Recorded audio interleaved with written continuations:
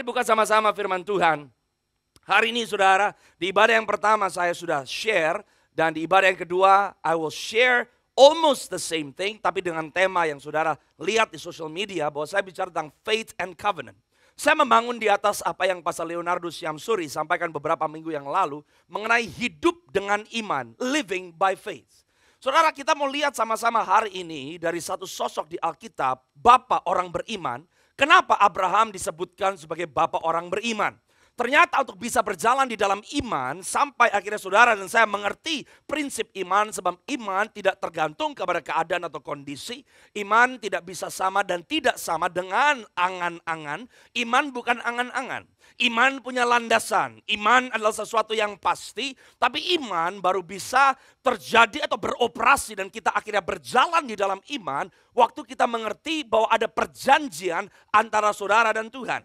Bapak orang beriman Abraham disebut bapak orang beriman sebab Abraham memiliki perjanjian dengan Tuhan. Sama-sama katakan dengan saya perjanjian. Tapi sebelum kita mau buka dari kebenaran firman Tuhan yang menjadi teks inti saya hari ini. Waktu tadi saya ada di dalam ruangan sebelum ibadah yang kedua. Ada beberapa hal yang Tuhan sampaikan. Saya mau katakan prophetically apa yang sedang terjadi hari-hari ini.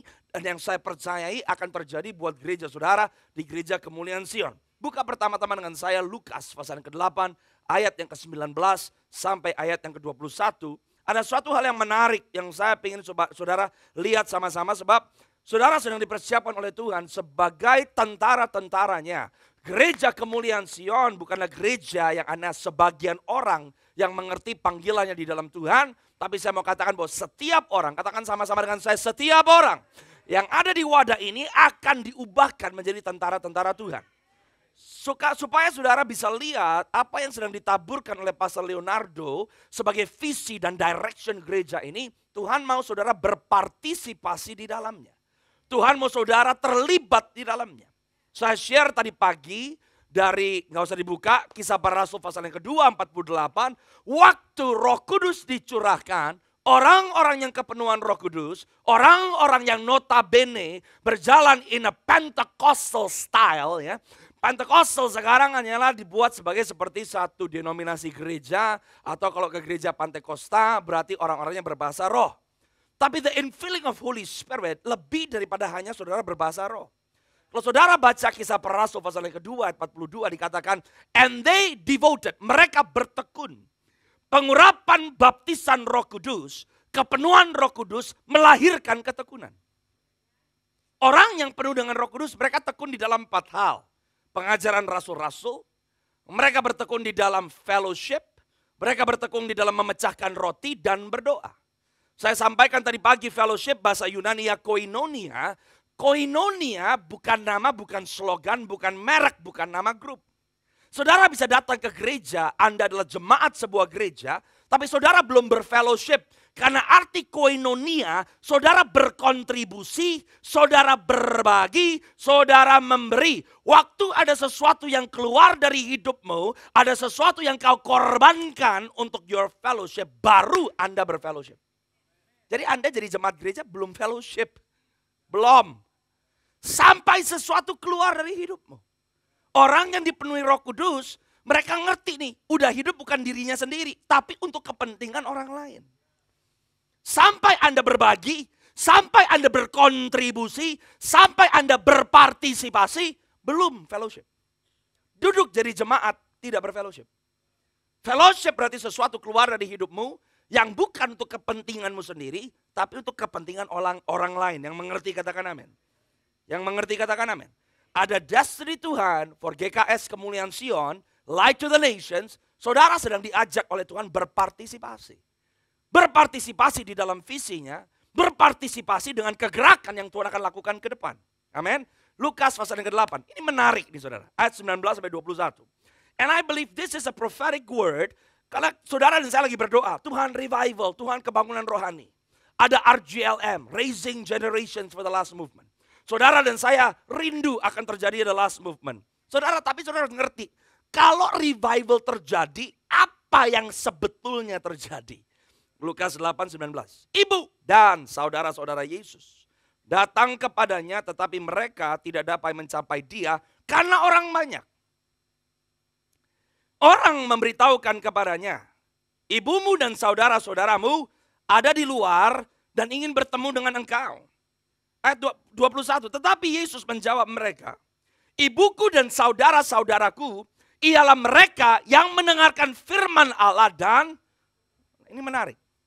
Saudara, apa yang terjadi? Ini revival. Yesus dikerumuni orang banyak. Orang banyak datang kepada Yesus mendengarkan apa yang Yesus lakukan. Yesus dikerumuni orang banyak dan orang pengen tahu apa yang diajarkan oleh Yesus. Saudara, waktu revival terjadi, gedung ini nggak muat lagi dengan jiwa-jiwa. Waktu revival terjadi, keluargamu yang tadinya enggan untuk datang ke gereja mendengarkan kebenaran firman, mereka enggan memuji Tuhan, something happens inside of them. Waktu revival terjadi, orang-orang akan datang berduyun-duyun kepada Yesus. Tapi di tengah-tengah revival yang terjadi, ibu dan saudara-saudara Yesus mengalami penolakan.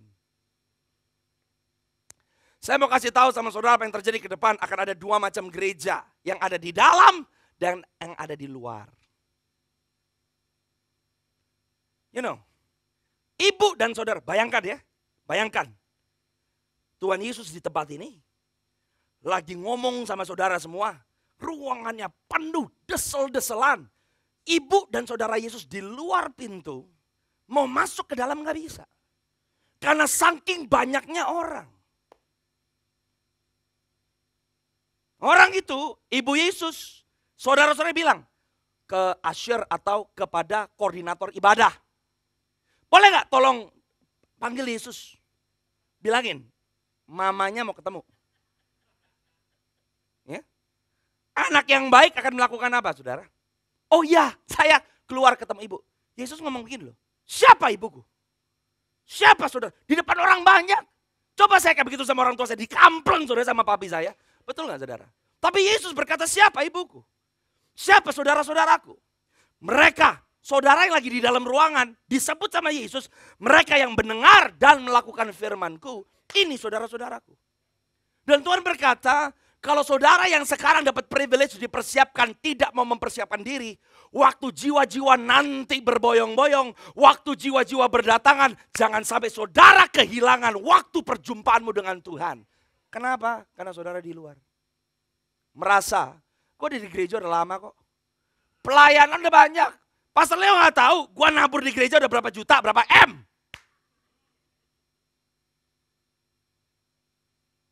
But you can lose your spot. Kenapa? Di luar.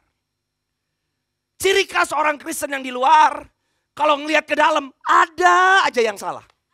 AC-nya kurang dingin, musiknya kurang keras, khotbahnya kelamaan, kursinya terlalu keras. Orang yang di luar komplain terus. Orang yang di luar nanya terus, kenapa harus begini pastor? Kenapa harus begitu pastor? Kenapa gak begini aja pastor? Hey, tapi Tuhan sedang mencari orang-orang yang ada di dalam. Orang yang di dalam, mereka mendengar dan melakukan. Mereka dengar dan mereka praktek. Mereka dengar dan mereka melangkah. Mereka mendengar dan mereka mengaplikasikan. Itu orang-orang yang berjalan dengan iman. Gak peduli saudara siapa. Udah pelayanan 20 tahun, 30 tahun, 50 tahun.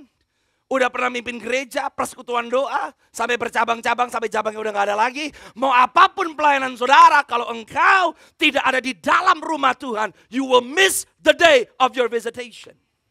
Dan Yesus bilang, gue gak peduli, that's my mom. Gue gak peduli, that's my siblings. Tapi aku ada di dalam rumahku. Dan aku memperhatikan apa yang Bapakku mau lakukan. Saudara, saya dari sini saya gemeter. Jangan buka mulut kepada gereja Tuhan di mana Yesus ada di dalam situ. Kalau Tuhan lagi berperkara, let him do what he wants to do. Amin saudara. Tuhan gak main-main.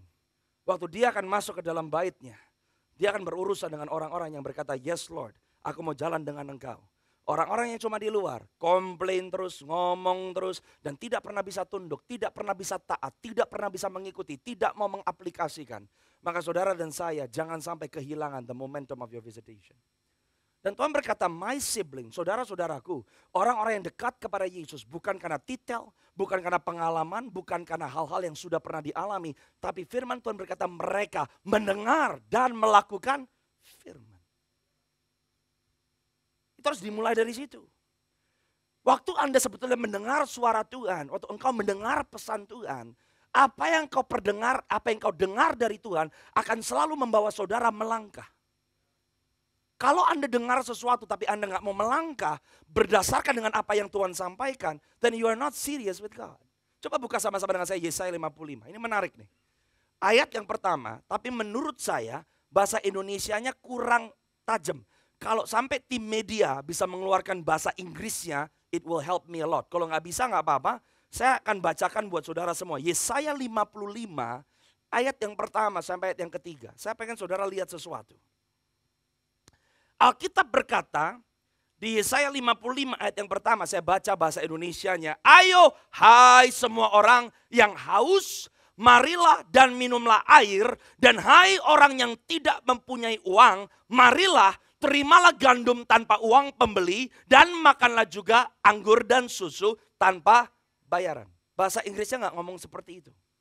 Saya bacakan buat saudara di bahasa Inggrisnya Yesaya 55 ayat yang pertama di ESV, English Standard Version. Dikatakan, come everyone who thirsts, come to the waters, and he who has no money, orang yang gak punya duit, come, buy, and eat.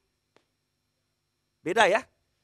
Kalau Yesaya 55 ayat yang pertama bahasa Indonesianya, baiklah kamu yang gak punya duit, datang ke saya, kamu terima gandum, terima susu, terima anggur, tanpa bayaran. Tapi kalau bahasa Inggrisnya menarik, dikatakan di bahasa Inggrisnya, kamu yang gak punya duit, kamu yang gak punya duit datang, tapi gak cuma datang. Come, buy, and eat. Gak punya duit pasti disuruh beli. Terus saya baca itu, saya bilang, tell me Lord, what is the secret? Orang udah jelas gak punya duit, masa disuruh beli? Dan Tuhan bilang kayak begini, do you know, umatku hari-hari ini, itu tersengat dengan penyakit yang namanya segala sesuatu yang sama aku maunya gratis. Anda bayar seminar non-Kristen, berani bayar. Seminar rumah Tuhan, 500 ribu aja, susah banget.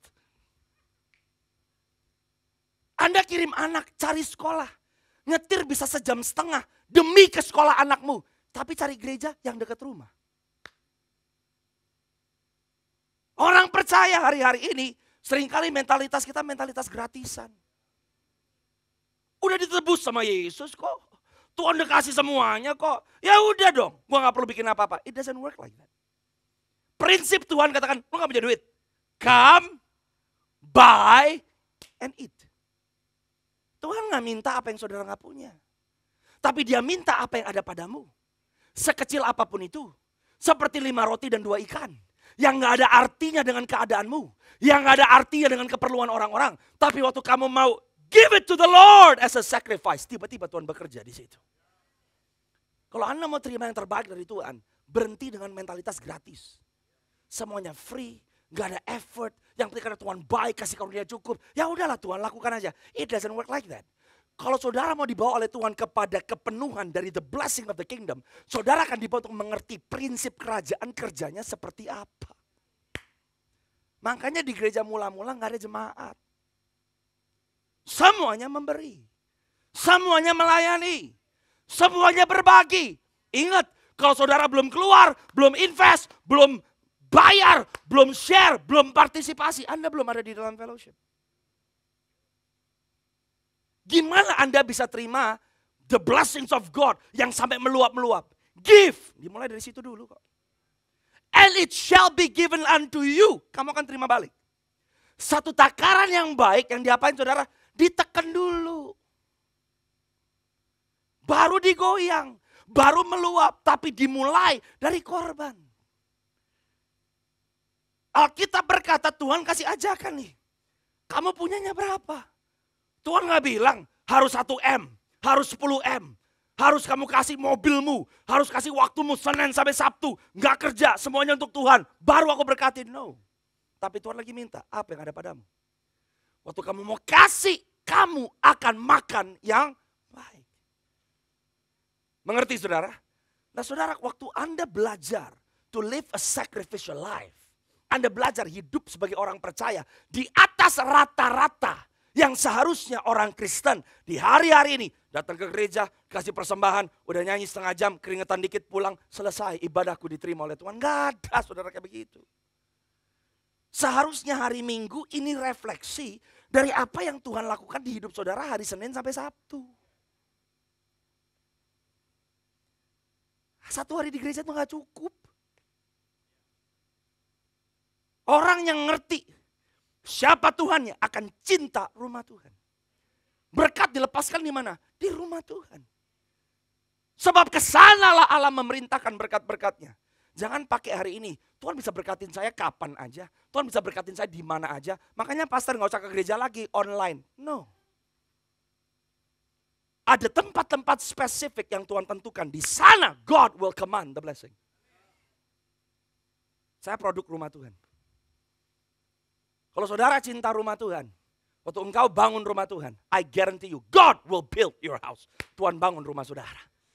Ayat ini berkata, ayat yang kedua, mengapakah kamu belanjakan uang untuk sesuatu yang bukan roti, dan upah jerih payahmu untuk sesuatu yang tidak mengenyangkan? Dengarkanlah aku, maka kamu akan memakan yang baik, dan kamu akan menikmati sajian yang paling lezat. Tuhan gak mau cuma kasih apa yang baik buat saudara, tapi Tuhan mau kasih the pleasures yang menyenangkan hati saudara. Makan apa aja, ikan teri, telur asin, dan juga telur dan pakai garam dan kecap, udah enak. Tapi Tuhan berkata, I give you the best food. He will bless your family. Dia berkati anak-anakmu. Engkau mau sekolahkan anak-anakmu, He will bless. Tapi saudara harus ngerti prinsipnya dulu. Kalau Anda mau dapatkan semua berkat, nyekolahin anak luar negeri, rumahnya gede, tanpa Yesus juga bisa. Tapi esensi berkat di dalam Tuhan bukan hanya materinya. Setiap blessing Tuhan harus dibarengi dengan kerohanian yang semakin bertumbuh. Yang mengerti katakan amin. Sebab kita mau lihat nanti blessing yang saudara terima dari Tuhan, yang dari Tuhan punya sifat kekekalan. Lo jangan cuma mikirin 50-60 tahun dong. Kamu mau mikirin cuma anakmu yang penting punya duit. Duit bisa dikasih, bisa hilang sekejap. Tapi damai sejahtera, hikmat, penyertaan Tuhan tidak pernah bisa dibeli dengan uangmu. Yang mengerti katakan amin. God is a rich God. Nah, dia mau kasih ke siapa? Ya ke saudara dan saya. Saya katakan berkali-kali. Harta orang dunia itu diakumulasi. Tapi harta kerajaan sorga bukan diakumulasi, dipercayakan. Beda ya. Orang dunia ngumpulin harta, Anda akumulasi. You accumulate the blessings of God. Tapi harta kerajaan sorga, you don't accumulate. Saudara ngapain? You are entrusted. Beda tuh. When you accumulate, pakai kekuatan sendiri, hikmat sendiri, kebisaanmu sendiri. Tapi waktu Anda kejar, yang dikejar bukan apa yang Anda bisa accumulate. Yang Anda kejar adalah apa yang saudara bisa memperlebar kapasitasmu untuk Tuhan bisa mempercayakan lebih lagi.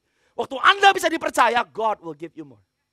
The blessing of heaven is entrusted, not accumulated. Beda tuh. Amin. Tapi dikatakan dengar. Katakan sama-sama dengan saya, dengar. Listen, dengar. Ayat yang ketiga. Apa? Dengar, ini ayat yang kedua ya. Dengarkan aku maka kamu memakan yang baik dan kamu akan menikmati sajian yang paling lezat. Yang ketiga, sendengkan telingamu. Itu 2 kali tuh. Suruh dengar, sekarang sendengkan telingamu dan datanglah kepadaku. Dengarkanlah. 3 kali disuruh dengar. There is something powerful about listening. Maka kamu akan hidup. Ini lihat sentence yang berikutnya. Aku hendak mengikat perjanjian abadi dengan kamu menurut kasih setia yang teguh yang kujanjikan kepada Daud. Perjanjian dengan Tuhan melepaskan saudara untuk bisa hidup di dalam iman. Yang Tuhan kejar covenant-nya. Karena kalau ngomong covenant itu ngomong tentang pribadinya menjadi satu dengan pribadi saudara. Gimana saudara bisa belajar to walk in covenant? Listen, katakan sama-sama dengan saya, listen. Dengar. Tapi dengarnya kayak gimana? Kalau dengar doang, nggak bisa cuma dengar khotbah doang. Anda bisa dengar khotbah sampai telinganya, gendang telinganya mau pecah, tapi nggak pernah terjadi transformasi dan perubahan. Yang ada hanya saudara akumulasi notes. Tapi setelah sekian minggu Anda lupa Tuhan sebenarnya ngomong apa. Waktu seseorang mendengar, Kalau kamu dengar dari Tuhan, perjanjian itu dibuat. Setiap kali Tuhan bicara, ada action yang diperlukan. Setiap kali Tuhan mengajak, ada action yang diperlukan. Setiap kali Tuhan memberikan invitation, ada action yang saudara perlu ambil. Yang mengerti katakan amin. Dan selalu urusannya dengan apa? Keperluannya Tuhan. Bukan keperluan saudara. Waktu saudara terima Yesus sebagai Tuhan dan Juru Selamat, ada transaksi kehidupan. Engkau terima darahnya loh. Kalau bukan karena darahnya mati di neraka kekal, betul? Jadi hidup saudara udah digantikan sama hidupnya dia. Tapi waktu Anda terima darah Yesus, kehidupan Yesus, bukankah kau berkata Tuhan, aku berikan dan serahkan hidupku untuk dituntun, diatur, dipimpin. Berarti Anda nyerahin hidupmu ke Tuhan, transaksi. Kalau saudara udah terima kehidupan yang bukan milikmu lagi, berarti ada transaksi dari kehendak, transaksi dari kerinduan, transaksi dari pola pikir. Anda lepaskan pola pikirmu, kerinduanmu sendiri, keinginanmu sendiri, yang jadi prioritas sekarang kehendak, keinginan, cara berpikir, kehidupan yang baru yang menggantikan saudara. Tapi sekarang sayangnya nggak begitu. Kita ke gereja for my wants, yang saya mau, doa saya, jawaban saya, terobosan saya. Kapan kita bertanya, what do you want Lord? Kalau dihidupin aja, saudara nggak usah ngemis. Blessings will follow you all the days of your life. Amin. Karena kalau saudara berjalan dengan iman, your life is not miserable. Enggak. Karena iman bukan perjalanan kesengsaraan. Iman adalah perjalanan kemenangan. Yang mengerti katakan amin. Saya tadi pagi sempat ucapin, saya nggak bukain ayatnya. Sekarang saya kasih sama saudara, saudara buka supaya saudara bisa lihat sendiri ayat yang saya maksud. Nehemia, pasal yang kedua. Ayat yang ke-7 sampai ayat yang ke-8. Ini agak berbeda dari tadi pagi.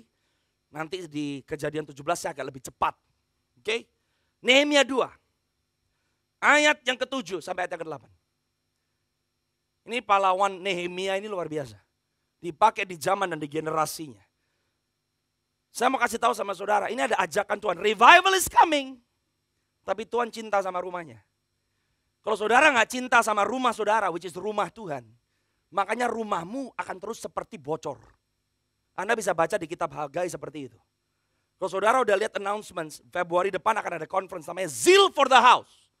Itu tema yang Tuhan taruh di hati Pastor Leonardo Siamsuri.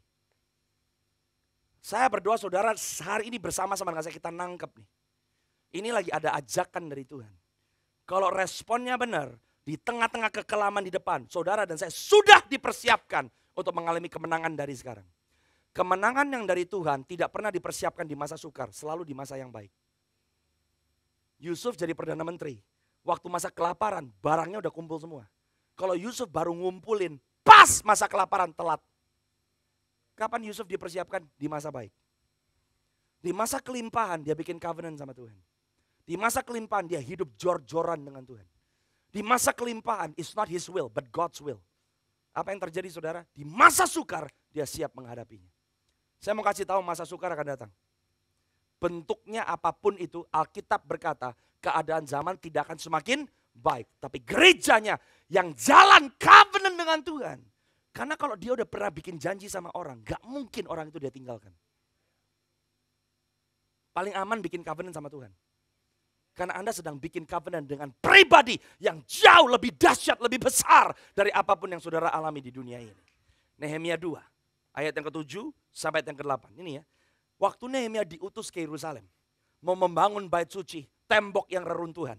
Apa yang Nehemia minta dari sang raja dan orang-orang yang punya resources? Perhatikan, Nehemia 2 ayat yang ke-7 berkata seperti ini. Berkatalah aku kepada raja, jika raja menganggap baik, berikanlah aku surat-surat bagi bupati-bupati di daerah seberang sungai Efrat, supaya mereka memperbolehkan aku, lalu sampai aku tiba di Yehuda. Pula sepucuk surat bagi Asaf, pengawas taman raja, supaya ia memberikan aku kayu untuk memasang balok-balok pada pintu-pintu gerbang, di benteng bait suci, untuk tembok kota, dan untuk rumah yang akan ku diami. Dan raja mengabulkan permintaan itu karena tangan Allahku yang murah melindungi aku. Saudara mau lihat tangan Tuhan menyertai saudara? Saudara mau lihat doamu dijawab oleh Tuhan? Prioritasmu benerin dulu. Waktu Nehemia minta resources, yang dia pertama minta untuk apa? supaya aku bisa bangun rumah Tuhan. Saya dengan gamblang bisa ngomong kayak begini nih. Seringkali hamba-hamba Tuhan punya versi yang berbeda-beda. Mana yang lebih penting? Keluarga, pekerjaan, rumah Tuhan, pelayanan. Yang mana saudara? Ada yang bilang keluarga nomor 1.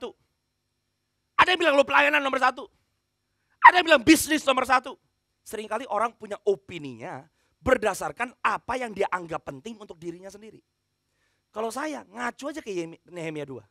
Yang nomor 1 selalu apa? Rumah Tuhan. Kok bisa pastor? Karena Anda berani sebut dia bapakmu.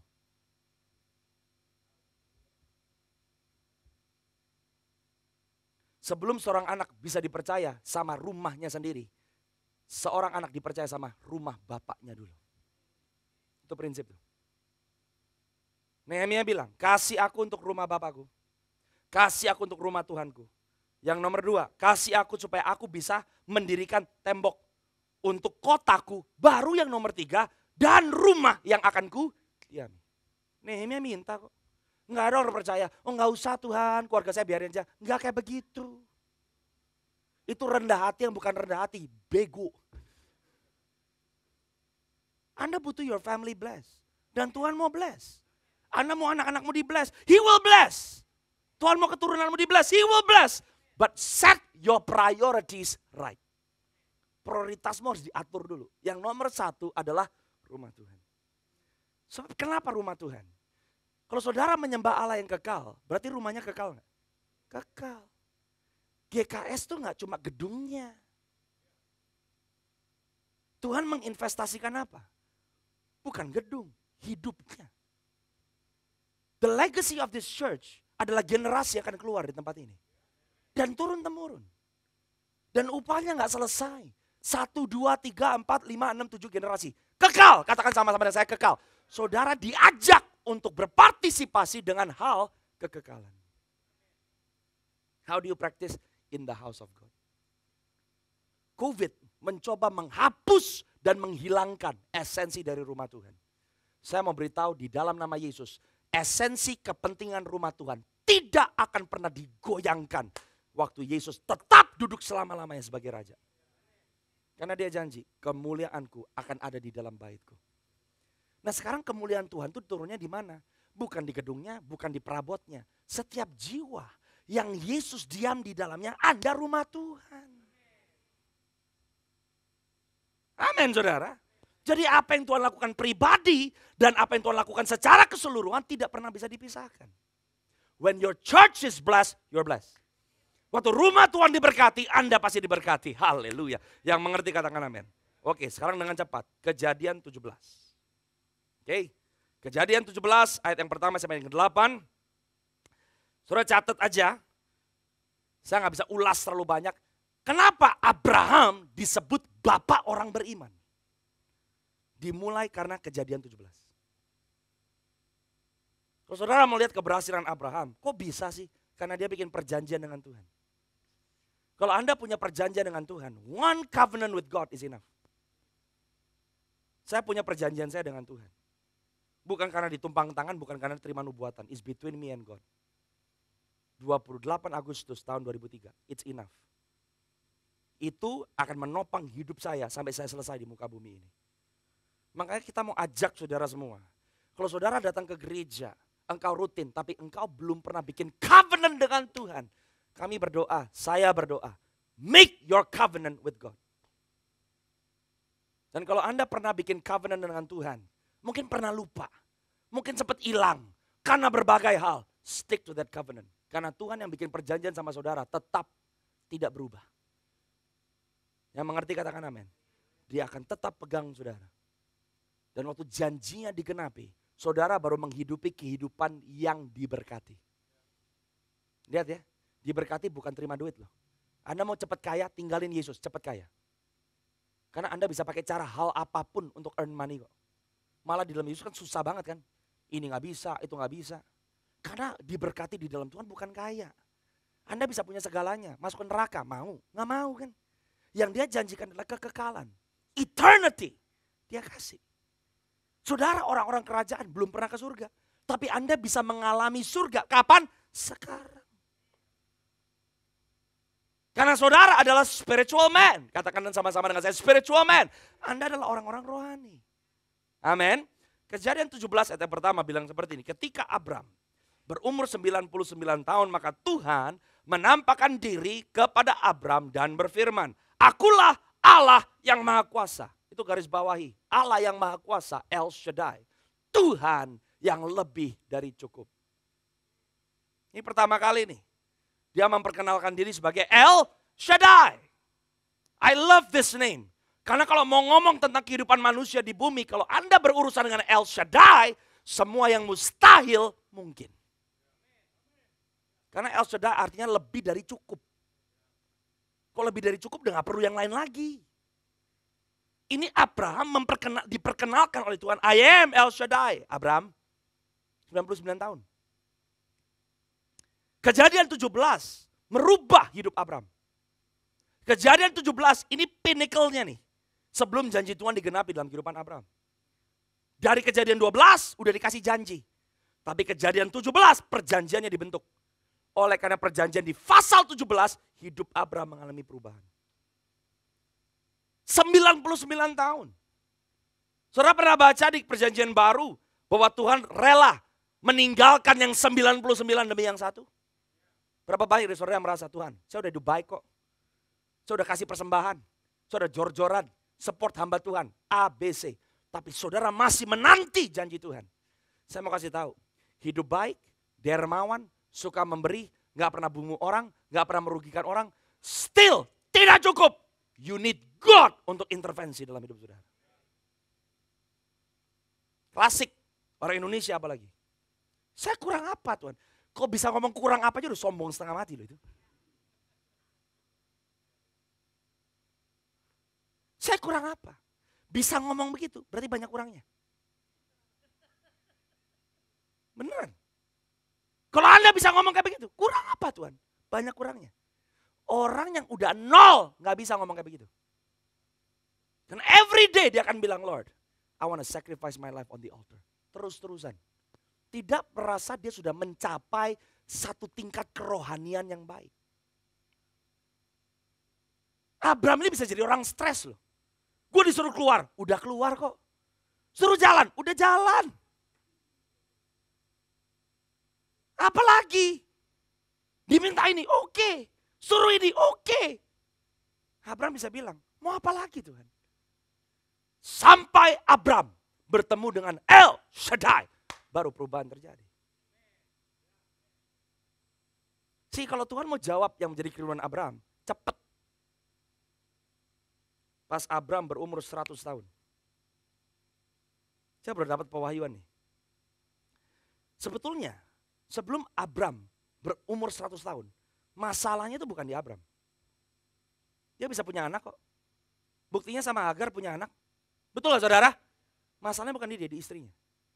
Tuhan bawa Abraham ke posisi sampai Abrahamnya sendiri gak bisa. Baru dia di situ bekerja. Sometimes Tuhan akan bawa saudara sampai ke titik saudara gak bisa bikin apa-apa. Di situ you learn to walk by faith. Ini waktu Abraham ketemu di umur 100. Ini Abraham benar-benar bilang Tuhan. Gak mungkin lah. Gak mungkin. Mungkin kok 10 tahun yang lalu masih bisa lah. Kalau mungkin 12 tahun yang lalu bisa lah. Ini Abraham udah dari titik. Dia sendiri tahu nih, nggak bisa. Arti nama Abraham itu Bapa yang ditinggikan. Tahu saudara? Saudara kita bisa merasa kita udah memberi yang terbaik untuk Tuhan. Kita bisa melayani, kita udah belak-belak. Tapi kita nggak ada kesombongan di dalam sini yang nggak bisa keluar. Karena ternyata masih ada yang ditinggikan diri sendiri. Ini namanya Abraham belum jadi Abraham. Ini masih the exalted father. Bapa yang ditinggikan. Ketemu sama El Shaddai. Waktu dia ketemu dengan El Shaddai ngomong sama apa? Ngomong apa ke Abraham? El Shaddai berkata seperti ini. Akulah Allah yang Maha Kuasa. Hiduplah di hadapanku dengan tidak bercela. Nomor 1. Catat. Kalau saudara hidup di dalam perjanjian. Perhatikan ya. Karena kalau saudara gak punya perjanjian dengan Tuhan. You cannot walk by faith. Orang yang hidup di dalam perjanjian adalah orang-orang yang berkomitmen. Setiap kali Tuhan menampakkan diri, setiap kali Tuhan melakukan sesuatu, Tuhan menyatakan dirinya, selalu dia akan minta komitmen dari saudara. Tuhan lagi ngomong sama Abraham, I am El Shaddai. Bukan berarti now I will do everything for you Abraham. Dia bilang, because I am El Shaddai, now you commit your life to me. Kalau saudara perhatikan ya, saudara perhatikan di ayat yang kedua dan ayat yang seterusnya. Ayat kedua bilang, aku akan mengadakan. Di ayat ini, kalau di bahasa Inggrisnya, dari ayat 1 sampai ayat 8, saudara akan temukan waktu Tuhan menampakkan diri sebagai El Shaddai, dia janji sama Abraham 4 hal. I will. Kalau I will itu udah gak bisa diganggu gugat. Bukan I can, aku bisa. No, I will, aku akan. Saya pelajari dari ayat 1 sampai 8, ada 4 I will. Saudara catat nih ya. Ini bukan di poin 7 itu, oke? Poin satunya a life of commitment. Orang yang punya covenant itu artinya apa? Hidup saudara itu hidup yang punya komitmen. Orang Kristen yang gak bisa komitmen, itu orang gak ngerti esensi perjanjian. Kalau if you have a covenant with God, your life is full of commitment. Lu berat, pastor, berarti saya gak punya waktu untuk kemauan saya. Ya iya, itu namanya Anda mati setiap hari untuk kedagingan dirimu nih. Dan tapi hidup di dalam kehendak Tuhan. Tapi dari ayat 1 sampai 8, I will, ada 4 I will. Tuhan ngomong, I will make. Saudara, Tuhan janjikan apa sih? Kuasaku tidak terbatas dalam hidupmu. I will make. Yang gak ada, gue bisa bikin ada. Yang kedua Tuhan jadi, I will give. Saudara akan ketemu dengan the generosity of God. Tadi ada kata nih, generosity. Gede waktu ngasih persembahan kan. Kalau saudara generous sama Tuhan, biasa. Tapi saudara harus ngerti, saudara bisa generous sama Tuhan kenapa? Dia terlebih dahulu generous sama saudara. He's a generous God. Oh haleluya. Saya bersyukur loh, He's a generous God. Dia bukan Tuhan yang pelit. Itu harus dihapus tuh. Saya harus hidup benar dulu, biar berkatnya jalan. Gak kayak begitu. He's a generous God. Dia mengasihi, saudara memberi bukan karena apa yang saudara bisa lakukan loh. Because of who He is.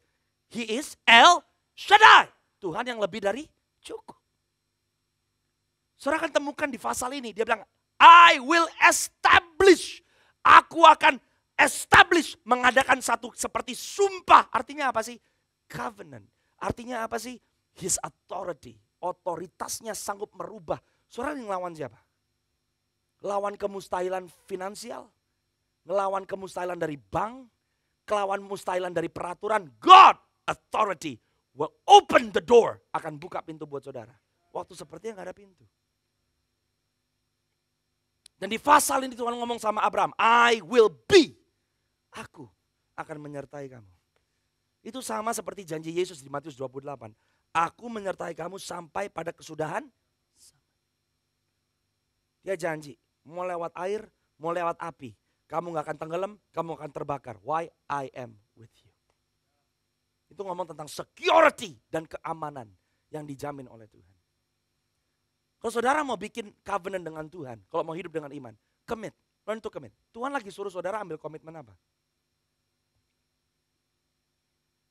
Komitmen itu tindakan.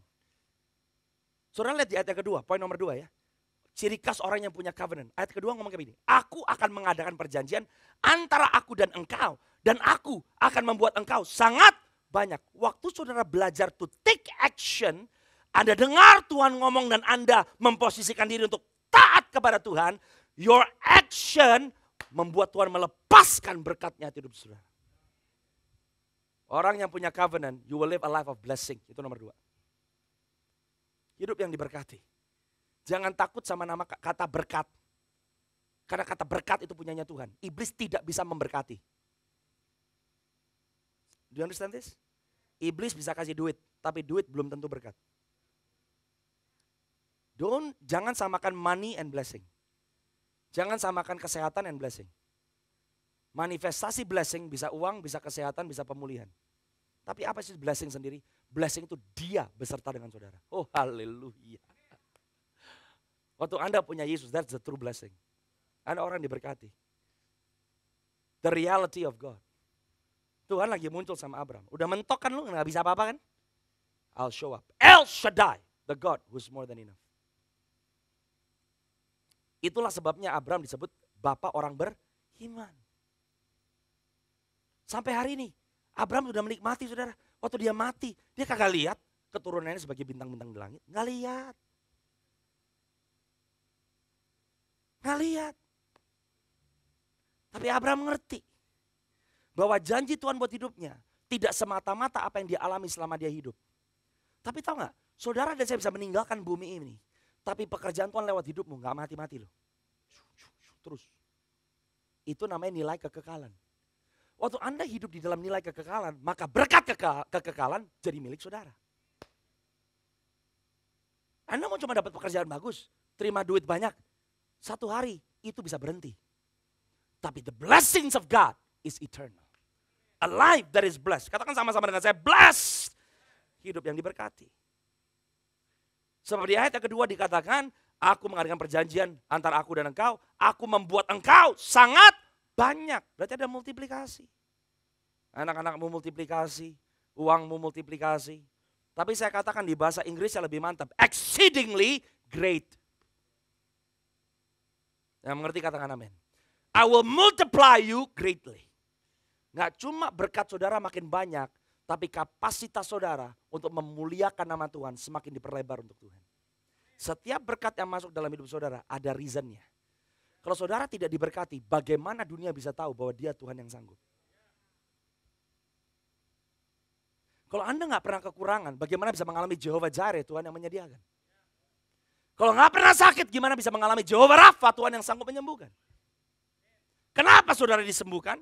Kenapa saudara terima penyediaan? Supaya dunia menjadi percaya bahwa dia hidup. Kalau saya nggak diberkati, saya nggak bisa give God the glory. Karena every blessing yang dari Tuhan melahirkan kesaksian yang baru dalam hidup saudara. Anak-anakmu cinta Tuhan, cucu-cucumu cinta Tuhan. That's your testimony. Berapa banyak orang di sana yang keluarganya amburadul berantakan. Your family menjadi portal supaya Tuhan bisa menjamah keluarga-keluarga tersebut. Oh, haleluya. Jadi berkat itu gak usah ditanya. Orang percaya pasti. Katakan sama-sama dengan saya, pasti. Tapi yang dia cari adalah covenant. Walk with me. Makanya Abraham dibilang a friend of God. Yang dia mau itu sahabat. I want my friend. Waktu dia bentuk hidup saudara. Waktu Anda dibawa di dalam perjalanan iman, dia tuh lagi cari teman. Orang-orang yang hidup di dalam iman adalah temannya Tuhan. Amin. Amin. Ayat yang ketiga dan selanjutnya. Lalu sujudlah Abraham. Dan Allah berfirman kepada dari pihakku, inilah perjanjianku dengan engkau. Engkau akan menjadi bapa sejumlah besar bangsa. Karena itu namamu bukan lagi Abraham, melainkan Abraham. Karena engkau telah kutetapkan menjadi bapa sejumlah besar bangsa. Ayat yang ketiga sampai ayat yang keempat terlebih dahulu. Poin yang nomor 3. Kalau Anda hidup di dalam perjanjian, you will live a life of purpose. Apa sih purpose saudara? To worship God. Saudara perhatikan Abraham ya. Di ayat yang ketiga dikatakan lalu sujudlah Abraham. Sujud itu postur apa saudara? Postur menyembah. Ini catat nih. Level pertama penyembahan itu di mana saudara berhasil menanggalkan di hadapan Tuhan. Keberhasilanmu, kegagalanmu, masa lalumu. Tinggalin itu. Kalau saudara nggak bisa lepas identitas saudara yang lama. Anda nggak taruh di altar Tuhan kebesaranmu, keberhasilanmu, kegagalanmu. You cannot worship God. Abraham harus bertekuk lutut dulu. Nggak peduli kesuksesnya dia apa. Nggak peduli ketidakmampuannya dia apa. But he learned to worship God just as who he is. Terus Anda lengkap ke ayat 17. Waktu namanya udah berubah. Dari Abram menjadi Abraham. Di ayat yang ke-17. Kemudian kembali Abraham berlutut, bersujud di hadapan Tuhan. Saya bilang menarik. 2 kali Abraham sujud. 1 waktu namanya masih Abram. 1 kali lagi setelah namanya sudah menjadi Abraham. Penyembahan saudara, waktu saudara tinggalin ketidakmampuanmu, keberhasilanmu, kegagalanmu, masa lalumu itu buang. Yang nomor 2, the second level of worship. Waktu saudara menggagalkan, menanggalkan apa yang kau pandang mustahil dan tidak mungkin. Abraham harus mati dari ketidakmustahilannya dia. Itu ayat 17, 18, 19, sudah bisa baca. Kenapa kali ini Abraham bilang, udahlah Tuhan Ismail aja. Sampai Tuhan bilang apa sama Abraham? No! dari Sarah. Yang namanya Ishak. Tahu gak sih nama Ishak itu artinya apa saudara? Tertawa. Saya bilang keren dikit apa sih Tuhan? Ini anak laki salah satu yang paling dirindukan. Kok namanya tertawa? Tuhan bilang, namanya tertawa karena orang tuanya tertawa. Saudara mungkin mentertawakan Tuhan. Gimana sih kita mentertawakan Tuhan? Waktu engkau tidak percaya, engkau sedang mentertawakan Tuhan. Tuhan gak jadi offended loh. Dia bilang, lu ketawa, fine, I will open Sarah's womb. Dan giliran aku yang tertawa. Mazmur 2 ngomong, raja-raja, pembesar-pembesar bermufakat melawan Tuhan. Tapi Tuhan tertawa dari tahtanya. Saya mau kasih tahu sama saudara prophetically, Tuhan mau tertawa lewat kehidupan saudara. Dia mau tertawakan keadaan dunia. Dia mau tertawakan orang-orang yang bisa ngelawan Tuhan. Gak bisa lewat siapa? Hidupmu. Waktu engkau berkata, Lord, I choose to believe you. Aku lebih percaya engkau daripada keadaanku. Aku lebih percaya engkau daripada kemustahilan yang aku alami.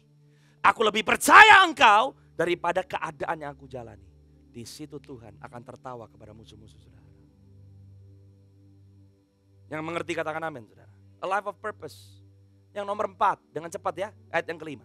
Karena itu namamu bukan lagi Abram, melainkan Abraham. Karena engkau telah kutetapkan menjadi bapa sejumlah besar bangsa. Orang yang punya covenant dengan Tuhan will live a life of transformation. Hidupmu harus mau ditransformasi. Sebab nama bukan hanya ngomong tentang nama. Nama di bahasa Ibrani artinya reputasi. Orang yang punya covenant dengan Tuhan, reputasimu berubah. Seringkali orang banyak yang kenal Tuhan, tapi reputasinya gak pernah berubah. Dia merasa gak berharga, merasa gak layak. Udah di dalam Tuhan, tetap merasa gak berharga, tetap merasa gak layak. Ada orang yang hidupnya berhasil. Merasa ngapain saya butuh Tuhan. Setelah ketemu Tuhan, tetap pakai ininya sendiri. Saya pengusaha, insinyur, jaksa, dokter. A life of covenant itu hidup yang ditransformasi. Abram berubah. Bukan lagi an exalted father, tapi a father of many nations. A life of transformation. Ayat yang ke-6. Aku akan membuat engkau beranak cucu sangat banyak. Dan engkau akan kubuat menjadi bangsa-bangsa. Dan daripadamu akan berasal raja-raja. Nomor 6. A lifestyle of power. Orang yang punya covenant dengan Tuhan, kuasa Tuhan akan mulai beroperasi dalam hidup saudara. Bahasa Indonesia ini enggak do justice saudara. Aku akan membuat engkau beranak cucu. Tapi di bahasa Inggrisnya itu lebih mantap. Saya bacakan buat saudara di bahasa Inggrisnya. Bahasa Inggrisnya, I will make you exceedingly fruitful and I will make you into nations and kings shall come from you. Ada kata exceedingly fruitful. Exceedingly di bahasa Ibraninya itu artinya might and force. Dinamika kuasa Roh Kudus akan mulai beroperasi dalam hidup saudara. A life of power. Orang yang jalan punya covenant dengan Tuhan, you will walk in the power of the Holy Spirit. Katakan the power of the Holy Spirit. Katakan the power of the Holy Spirit. Kalau saudara punya covenant, engkau gak akan puas jadi jemaat di dalam rumah Tuhan. Engkau akan rela diubah oleh Tuhan, dibentuk jadi seorang apa? Pemimpin. Coba cari jemaat di Kisah Para Rasul, gak ada. Opo ikut jemaat. Kalau stuck di jemaat, jadi kayak ibu sama saudaranya Yesus. Di mana? Di luar. Komplain. Anda akan jadi dewasa waktu engkau di dalam. Dan engkau mulai memimpin. Simple. Itu 12 rasul kenapa sih hidupnya berbeda sekali sama yang lain? Ngikut. Ngikut, diajar, diperlengkapi. Dan dia ngeliat yang Yesus modelin dia kerjain. Kalau saudara mau jadi seperti yang Tuhan kehendaki, jangan jadi jemaat di GKS. Build the house yang ada di GKS. Kuasa itu akan turun di dalam saudara. Saudara punya kapasitas nggak cuma beranak cucu, tapi engkau akan menjadi bangsa-bangsa. Dan daripadamu akan berasal apa saudara? Raja. Oh. Di dalam saudara ada kapasitas melahirkan bangsa dan raja. Pemimpin. Kita semua nggak ada yang diminta harus jadi seperti Pastor Leo. Nggak bisa saudara. Tapi saudara bisa melahirkan raja di dalam rumahmu. Engkau bisa melahirkan orang-orang yang punya kapasitas yang besar di hadapan Tuhan. Saya nggak tahu saya pernah ngomong di GKS atau enggak. Itu tuh fungsi garam. Saya pernah cerita di sini kan. Garam itu nggak punya rasa sendiri saudara. Nggak punya. Jadi kalau saudara masak nasi goreng, Anda kasih garam, nggak ada rasa garam, nggak ada. Garam membuat rasa yang ada di kecap, di nasi, di cabai, di ayam itu muncul. Kalau engkau berfungsi sebagai garam di dalam gereja bukan gontok-gontokan semuanya mau jadi yang nomor satu. Dimanapun kau berada, orang lain semakin berkembang. Haleluya. Orang lain semakin bertumbuh. Orang lain semakin muncul yang tersembunyi di dalam mereka. Itu garam. Saudara added value bukan di rumah Tuhan. Saudara harus bisa bilang, waktu saya masuk ke GKS, gereja ini jadi apa semenjak ada saya? Mantap. Gitu. Bukannya gereja ini bisa bikin apa buat saya? Kebalik. What can I do for my church? Saya bisa bikin apa for my home? Saya bisa bikin apa for my church? Waktu kita ngerti panggilan kita, you will live a life of power. Kuasa Tuhan akan mulai beroperasi secara luar biasa. Yang mau katakan amin saudara. Yang kedua terakhir, yang nomor 6. Ayat yang ke-7. Aku akan mengadakan perjanjian antara aku dan engkau serta keturunanmu. Turun-temurun menjadi perjanjian yang kekal. Supaya aku menjadi Allahmu dan Allah keturunanmu. A life of fruitfulness. Engkau pasti berbuah.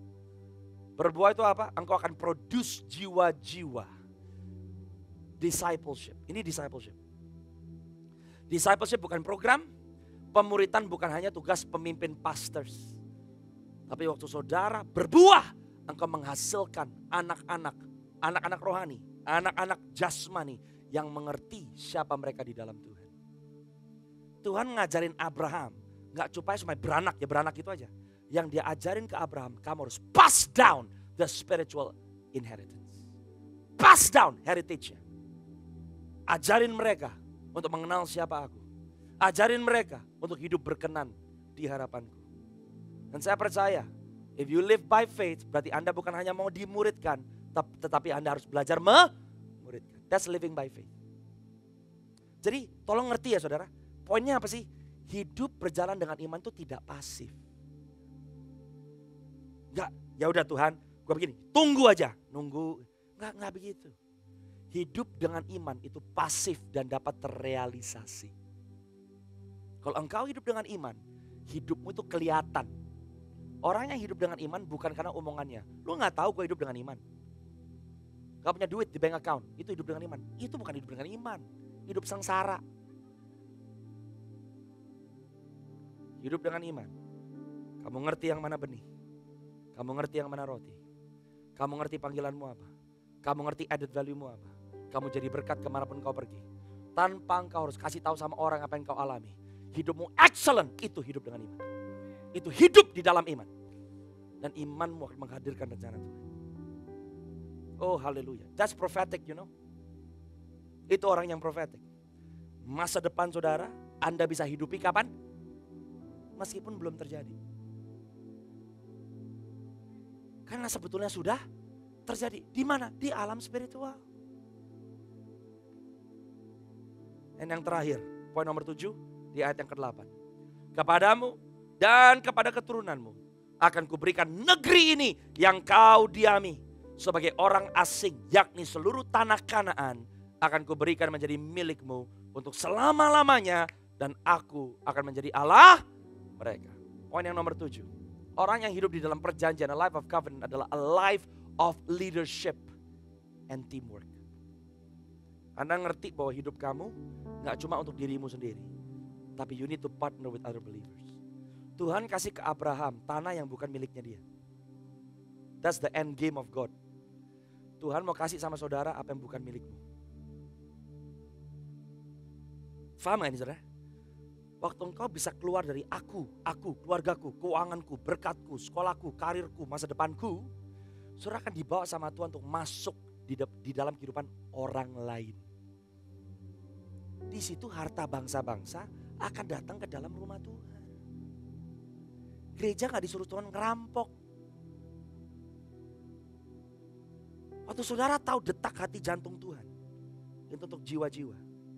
Setiap kekayaan, harta, resources yang sedang berkecimpung di dalam sistem yang salah, waktu Anda masuk, Anda membawa itu untuk diluruskan kepada sistemnya Tuhan. Tuhan janji kok sama Abram, tanah yang bukan milikmu, itu akan jadi milikmu. Dan Tuhan bilang apa di ayat yang ke-8? Seluruh tanah Kanaan akan kuberikan menjadi milikmu untuk selama-lamanya. Dan aku akan menjadi Allah. You see that? Orang asing akan berjumpa dengan Yesus Kristus. Goalnya itu. Apa goalnya saudara? Jiwa. Mau jadi orang beriman seperti Abraham saya mau. Tapi dimulai dengan berjalan dengan covenant.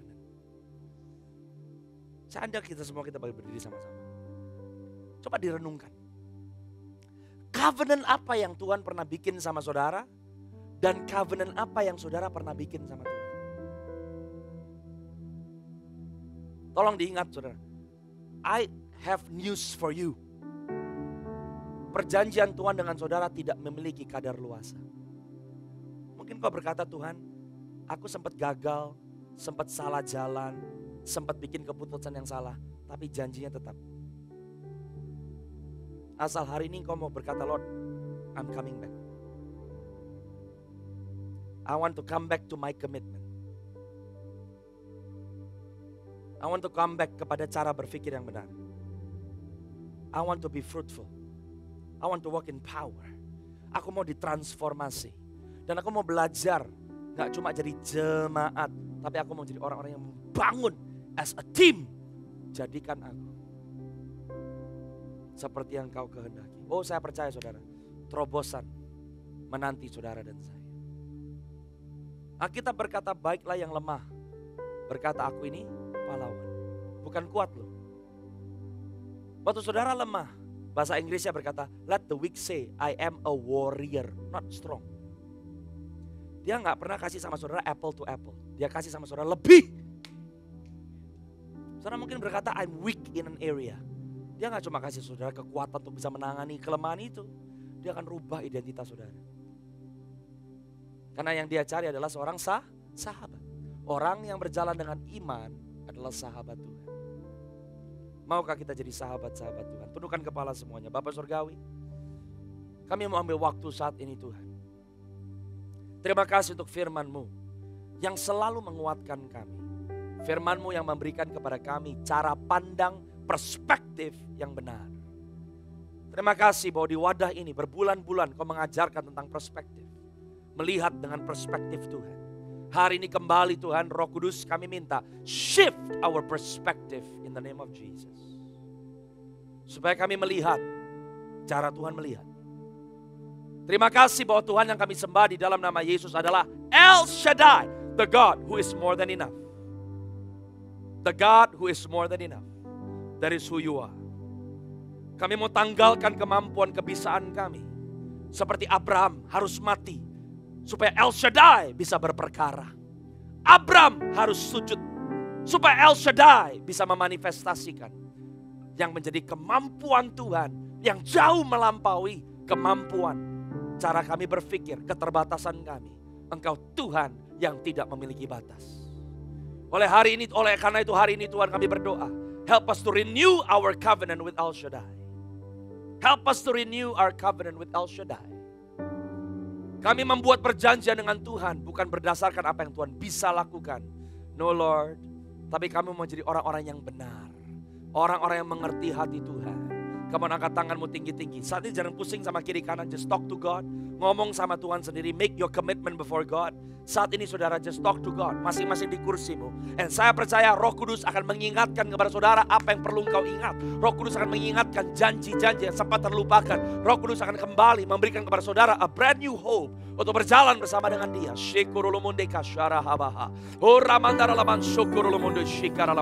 If you can pray in the Spirit. Berdoa. Pray in the Spirit saudara. Pray in the Spirit. Kandro sikatara lamande heshuraha. Yendorolomun sabaha shorolomunde kesharalamaha. Let your spirit man biar manusia rohmu come alive. Let it come alive. Let it come alive. Lengorolomun syakariaralamanda. Hey orolomun syaralalamandi aralalamando rosso. Hey sokorolomon shikatara lamanda ralamanda. Oh shakara lamanda ralamando rolomon shikara lamanda. Come on, pray, push in the Spirit, saudara. Come on, push in the Spirit. Korolomonshi. Engage in the Spirit. Oh ramanda ralamande rolomon shikara lamanda. Oh yasakatara lamande relebo shikatara lamanda. Oh riatara lamando rolomon shikatara lamanda. Oh aku berdoa di dalam nama Yesus. Setiap benih-benih dalam hidup kami yang sepertinya mati, hari ini akan pecah kembali. Oh haleluya. Akan ada titik-titik kehidupan yang akan mulai muncul. Shendaralalaman diaralabar diaralalalama. Oh Sheredebor diaralalamanda. Shikaralabaka turulumundi. Herebobobo sataralabandea.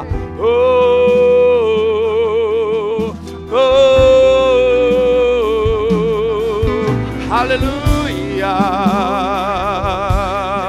Come on, mulai angkat suaramu dan sembadia.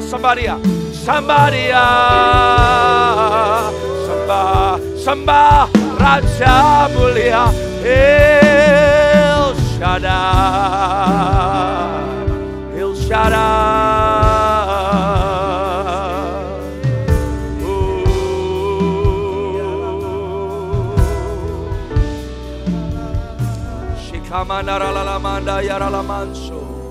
Thank you, Lord Jesus. Thank you, Lord Jesus. Oh saya melihat in the Spirit banyak dari saudara yang Anda sempat mendengar suara Tuhan, tapi Anda mulai mengalami penghambatan di dalam engkau mendengar. Sepertinya udah berbulan-bulan, bahkan bertahun-tahun, seperti Anda kehilangan ketajaman itu. Tapi today when you are renewing your covenant with God, I see in a vision, telinga saudara akan kembali dibuat oleh Tuhan menjadi tajam. To listen, untuk menjadi sharp, untuk mendengar. Untuk mendengar, aku berdoa di dalam nama Yesus. A new sharpness in hearing the voice of God. In hearing the voice of God. Banyak dari saudara yang saya lihat in the Spirit memiliki kemampuan untuk mendengar. To hear the voice of God. Tapi oleh karena keadaan satu dan dua hal, saudara kehilangan ketajaman itu. Tapi hari ini di dalam hadirat Tuhan, receive your freedom in the mighty name of Jesus. Kiri debushi, langorolomunde shukaralabase korolomundiha, he aralamanda, ishakaturolomunde shikaralamanda.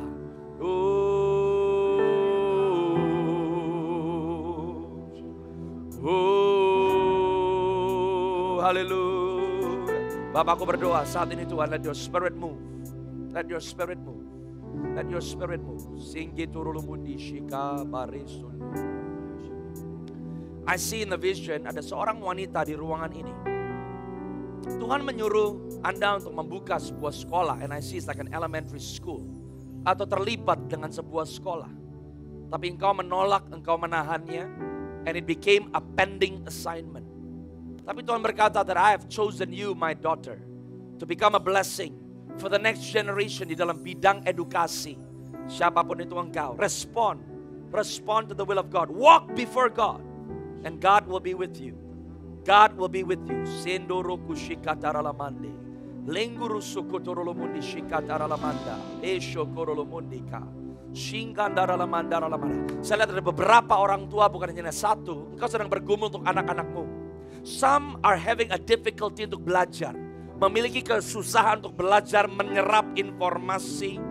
Bahkan the doctors atau people who are experts are saying your child might be dyslexic, memiliki an inability to focus. Tapi hari ini God is going to restore their mind. Come on, in the name of Jesus aku berdoa. Anak-anak kami yang kecil, anak-anak kami yang bertumbuh, mereka akan menjadi anak-anak yang cerdas, anak-anak yang dapat menangkap informasi, anak-anak yang berprestasi. Surulumunde keshika. Oh, riaramandara lamandara labasa. Right now, let there be a miracle in the name of Jesus. Let there be a miracle. Let there be a miracle. Come on, stretch your spirit, man, saudara. Begin to pray, begin to pray, begin to pray. Just fix your eyes upon the Lord Jesus. Rabasharalamanda. Ereboboborolomonde. Hallelujah.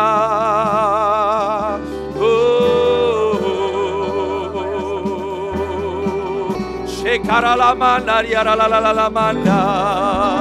Shikaralamanda. Aku berdoa, let the breath of the Spirit, the breath of the Spirit mengalir menjamah. Shana mandara labaka turulubushi. Keria taralalamanda. There is somebody in this room. Engkau seperti merantau di kota Jakarta, tapi Tuhan berkata, I will plant you in this city. Ada salah satu dari saudara, you're thinking of moving back. Kembali ke tempat asalmu, kembali ke kota yang sebelumnya. But God says, I will make a way for you in the city of Jakarta. I will provide for you. Dan saya melihat pekerjaan yang tetap, breakthrough yang kau nantikan, it is coming. The Lord says the month of September 2023, lihat, kecap betapa Tuhan itu baik dalam hidupmu. Semurulumun shikaralalamanda. Uriaralamanda ralaman shoko torulumun shika. Hallelujah, hallelujah. Oh, come on, let's worship the Lord, worship the Lord, worship the Lord. Somebody out.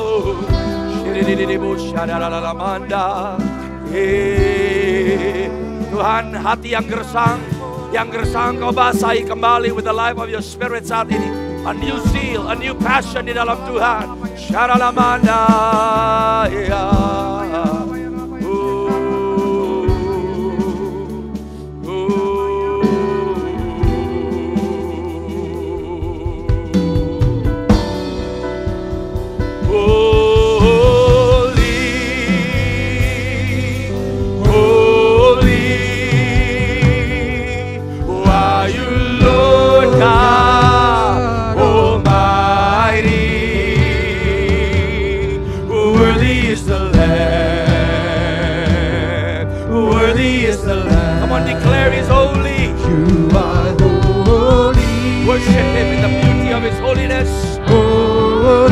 worship Him in the beauty of His holiness. Are you Lord God? Come on, church. Worthy is the Lamb. Worthy is the Lamb. You are holy. He's a holy God. He's a holy God. Holy. The power of God is moving in this room right now. Are you Lord God? Shamaha. Worthy is the Lamb. Worthy is the Lamb.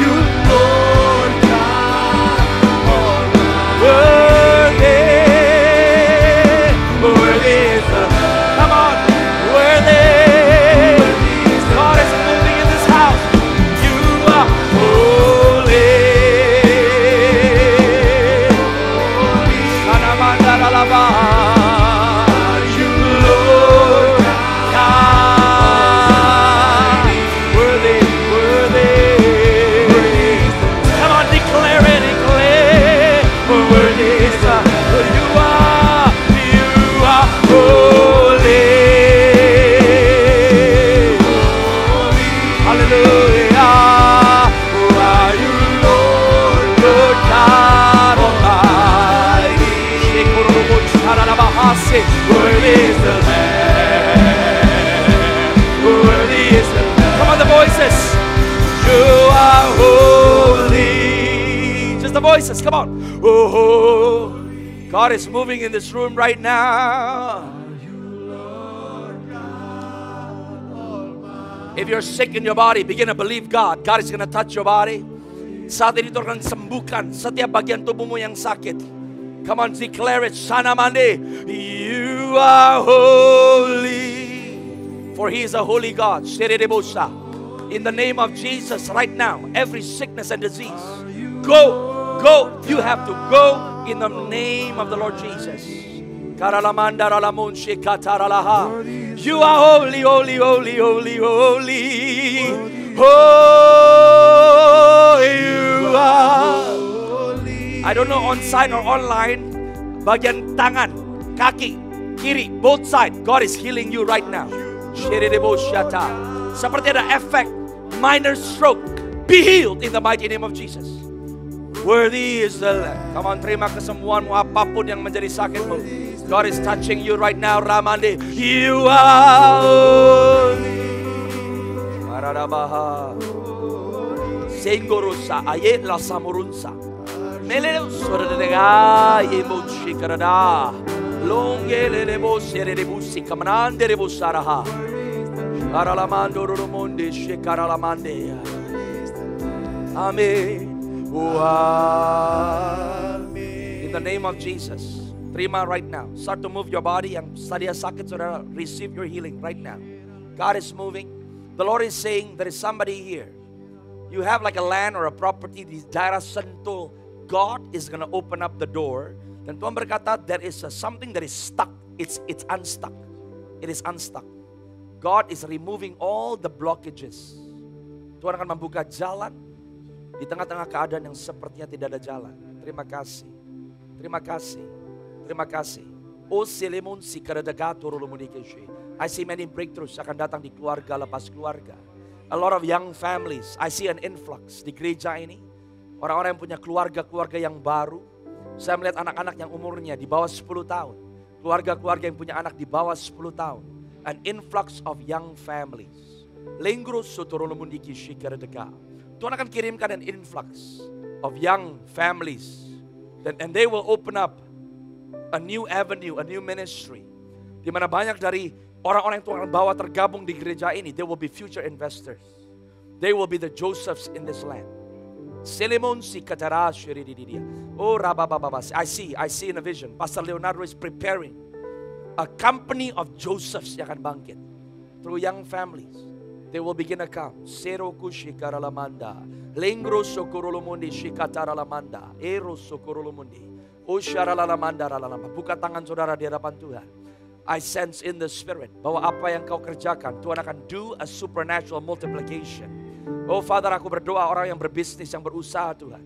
Oh, let there be a manifestation of the supernatural touch of God. In the mighty name of Jesus. In the mighty name of Jesus. Kelemonsi. Lenggurutu shikataralama arosheredidia rataralamanda. Oh shikaralamando. Ya baba sekorolomunde keshe. Oh riandaralamanda kashokorolomunde keshe kariata. There is somebody here. You're thinking of opening a business. Something to do with Solo dan Yogyakarta. God is going to open up the door for you. God will prosper you. Father, kami berdoa di dalam nama Yesus Tuhan. You said a life of blessings. A life of blessings, so that we can be a blessing. Give your people the faith, Lord. Terima kasih untuk apa yang Tuhan akan lakukan di gereja kemuliaan Zion Light to the Nations. For you are a holy God.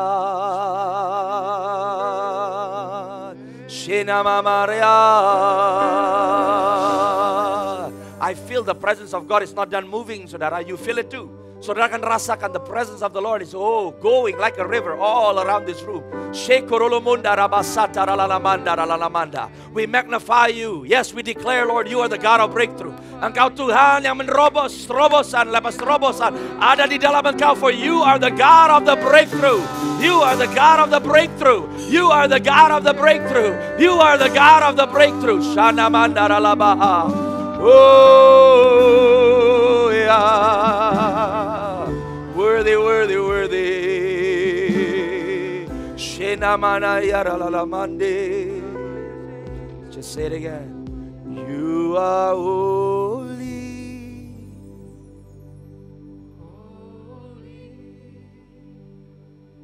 Are you Lord God Almighty? Worthy is the Lamb. Worthy is the Lamb. Worthy is the Lamb. Sing it again. You are